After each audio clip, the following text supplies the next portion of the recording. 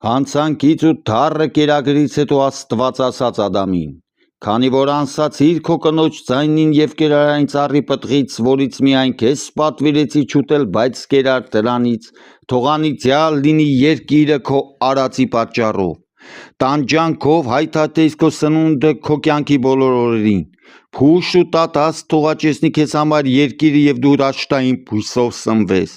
Քո երեսի քրտնինքով ուտես հացդ մինչև հող դառնալը, որից ստեղծվեցիր, որովհետև հող էիր և հող էլ կդառնաս։ Սա այս պահքը արհամարհողների համար պատժի նախնական օրինակն է։ Այստեղից են տրտմությամբ ու ցավով լի ծնունդն ու կյանքը և մոտակա մահը, արդ սա է չար սերմերի առաջին պտուղը, որ եղավ առաջին մարդու պտղի ճաշակման պատճառով։